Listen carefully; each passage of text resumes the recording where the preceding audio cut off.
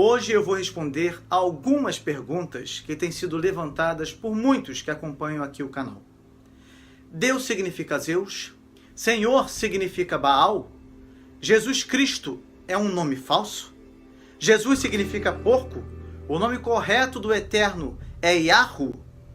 Esse assunto virou uma febre no YouTube há alguns anos e as pessoas continuam tendo dúvidas porque sempre aparece alguém na internet dizendo ter descoberto a verdade que for oculta pela igreja, pelos pastores, pelos estudiosos, para que pudessem continuar manobrando, manipulando as pessoas de acordo com seus próprios interesses escusos. Neste vídeo, respondendo a estas perguntas, nós analisaremos o nome Deus, veremos se o mesmo significa Zeus, faremos uma análise do nome Baal e veremos se o mesmo significa Senhor, e analisaremos também a origem do nome Jesus, para que possamos compreender se o nome Jesus é um nome falso e blasfemo, e veremos qual a forma correta de se pronunciar o nome do Messias, visto que muitos dirão que a maioria das pessoas não pode ser salva, pois conforme Atos 2, versículo 21, apenas aquele que invocar o nome do Senhor será salvo. E o que tem acontecido ao longo da história da igreja é que o nome do Messias foi mudado, segundo eles, mudado exatamente para que as pessoas não pudessem ser salvas. Esse é o pensamento de muitos em nossos dias. Veremos se estes argumentos e também se o nome de Deus na Bíblia hebraica realmente significa Yahu. Veremos se estes argumentos se sustentam através de uma análise linguística e histórica. Fique até o final desse vídeo, porque isso vai aumentar ainda mais o seu conhecimento bíblico.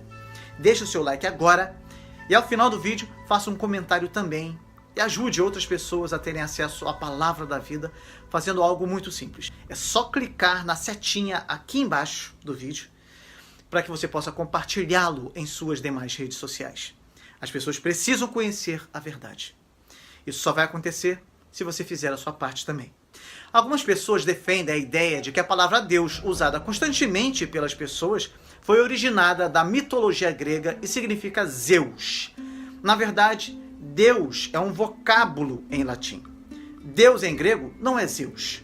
Portanto, quando eu quero falar Deus em grego, eu falo Theos. Os apóstolos usavam o nome Theos para se referirem a Deus. Zeus, por sua vez, é o nome de um deus que é construído pela consoante grega zeta e que tem a transliteração com a letra Z em português. A confusão que algumas pessoas fazem acontece pelo desconhecimento das regras gramaticais, pois quando você analisa as declinações destes dois termos, Deus e Zeus, você percebe a grande diferença entre eles. Faça o teste e analise o nominativo, o vocativo, o genitivo, o dativo, o ablativo, o acusativo, e você verá que se trata de termos completamente diferentes. Outros dizem que a palavra Senhor foi adulterada também, pois no hebraico original ela significa Baal. Na verdade, a palavra Baal, além do significado de Senhor, também significa amo, possuidor ou marido. Porém, é importante deixar claro que o vocábulo Baal, usado num sentido religioso, relata o deus de um determinado local. Portanto, o vocábulo Baal foi criado antes e depois passou a ser atribuído a uma divindade cananeia que os fenícios também fizeram uso. Na Bíblia, essa palavra é usada também como nome de lugar, por exemplo, Baal Hermon, Baal Gad ou Baal Azor. Era usado também como nome de pessoa, Isbaal e Meribaal, que era filho de Jonatas e neto de Saul, primeiro rei de Israel. Mas esta palavra Baal é usada sobretudo na Bíblia para indicar divindades diversas, que em verdade não tinham nada em comum além do fato de serem divindades. Aos poucos, Baal passou a ser o nome próprio de um deus ao qual foram atribuídos os vários cultos que inicialmente eram atribuídos aos diversos Baals, isto é, aos diversos deuses de vários lugares. Em outras palavras, isso significa que determinado Baal assumiu o domínio e o poder sobre os outros Baals. Assim, Baal passou a ser considerado como o grande adversário de Yahvé, Deus de Israel. E apesar da pregação e da oposição dos profetas, o culto a Baal e aos vários Baals resistiu muito tempo em Israel.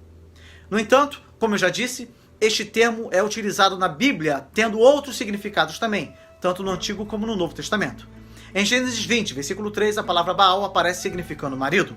Isso ocorre em diversas passagens, como em Deuteronômio 22, versículo 22, Provérbios 12, versículo 4. A mulher virtuosa é a coroa do seu marido. No original, é a coroa do seu Baal. No Novo Testamento há diversas passagens com o mesmo sentido, como 1 Coríntios 7, versículo 2 e tantas outras. Em relação ao nome de Jesus, você já deve ter visto alguns vídeos que tentam convencer as pessoas de que o verdadeiro nome de Jesus é Yahushua, ou Yahusha, ou até mesmo Yahushua. Os defensores destas ideias dizem que a letra J foi um desenvolvimento posterior, inclusive no alfabeto latino, já que não existia e continua não existindo no hebraico e no aramaico, e que, sendo assim, é um erro grave transliterarmos o verdadeiro nome do Messias para Jesus. Vamos analisar a origem do nome Jesus. O nome original hebraico de Jesus deriva do nome hebraico Yeshua, que é uma forma abreviada do nome Yehoshua. Yeshua significa salvação, e Yehoshua significa Yahvé é a salvação, e aparece como Josué no Antigo Testamento.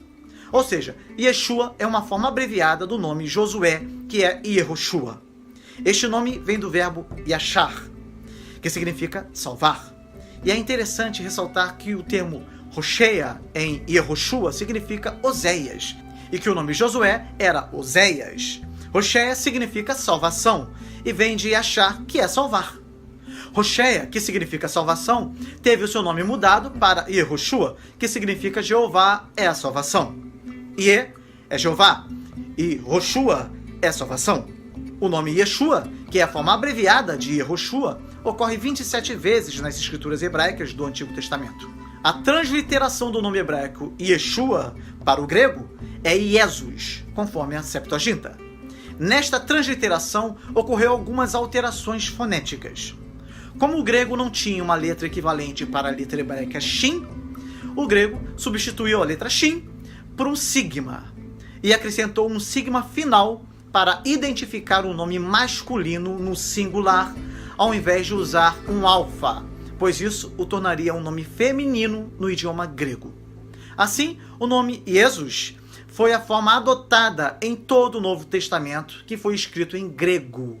Após algum tempo, o nome grego Jesus foi transliterado para o latim Jesus, com todas as letras maiúsculas, até o desenvolvimento das letras minúsculas na Idade Média, e da alteração da letra V para a letra U.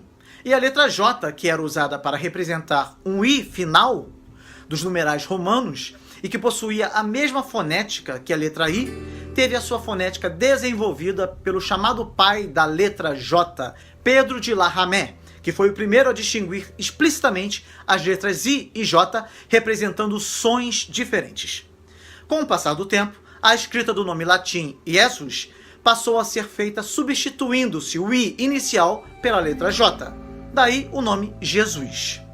Ou seja, vimos que a história nos mostra que o nome hebraico Yeshua foi transliterado para o grego Jesus pelos judeus antigos na Septuaginta, e que esta foi a forma usada por todos os escritores do Novo Testamento. Portanto, os que afirmam que o verdadeiro nome de Jesus é Yahushua, ou Yahusha, ou até mesmo Yahushua, estão equivocados, pois nenhum destes nomes tem comprovação histórica, gramatical ou arqueológica. E eles cometem um erro ainda mais grave ao afirmarem que os que invocam o nome de Jesus não serão salvos, pois Jesus é apenas uma transliteração e não é o verdadeiro nome do Messias. Crer num absurdo destes é afirmar, de igual forma, que nenhum dos escritores do Novo Testamento foram salvos, pois eles usaram o nome transliterado do hebraico Yeshua para o grego Jesus. A forma correta de pronunciar o nome do Messias não faz diferença alguma para a salvação dos cristãos, pois qualquer um desses nomes citados significa a mesma coisa. E eu não estou me referindo aos falsos nomes que esses falsos teólogos têm ensinado por aí. Veja bem, o significado de Yeshua é Deus salva. E a Bíblia, além disso, nos apresenta que o Messias possui muitos nomes.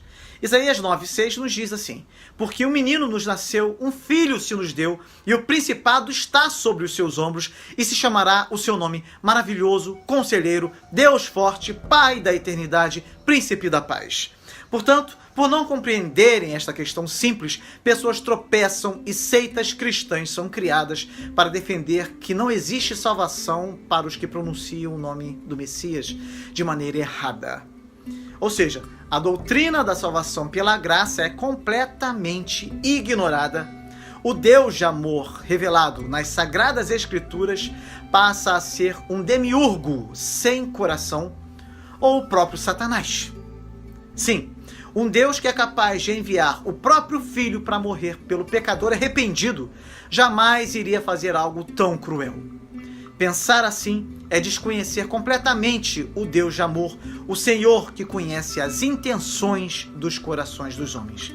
O Deus que nos salva por pura graça e não por nenhum mérito que possamos ter e que, na verdade, não temos. Quando a Bíblia nos afirma que não há salvação em nenhum outro nome, ela está se referindo à pessoa de Cristo, pois não há nada de mágico na pronúncia correta do nome de Jesus. A questão principal é se você aceita Jesus como seu Senhor e Salvador.